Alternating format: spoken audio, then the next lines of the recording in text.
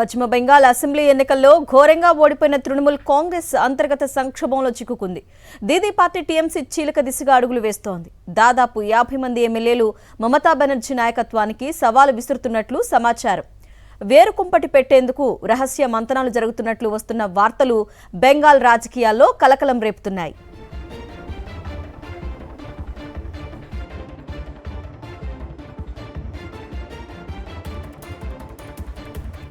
Party వ్యతిరేక కార్యకలాపాలకు పాల్పడ్డారంటూ మాజీ రాజ్యసభ సభ్యుడు రితబ్రత్ బెనర్జీ, సందీపన్ సాహాలను టీఎంసీ బహిష్కరించినప్పటికీ వారి ప్రాభవం తగ్గనే లేదనే చర్చ సాగుతోంది.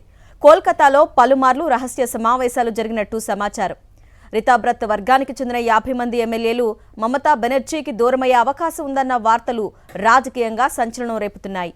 పార్టీ జాతీయ ప్రధాన కార్యదర్శి అభిషేక్ బెనర్జీ వ్యవహార శైలిపై అసంతృప్తి పెరిగిందన్న ప్రచారం కూడా జోరుగా సాగుతోంది.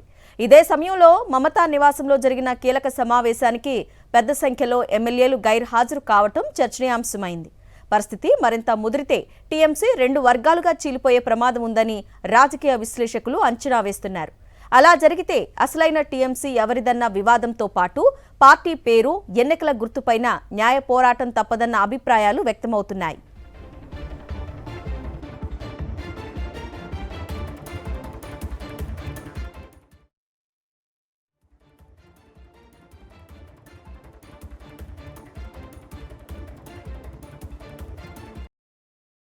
మరిన్ని అప్డేట్స్ కోసం ఛానల్ ను సబ్స్క్రైబ్ చేయండి. నోటిఫికేషన్స్ కోసం బెల్ ఐకాన్ పై క్లిక్ చేయండి.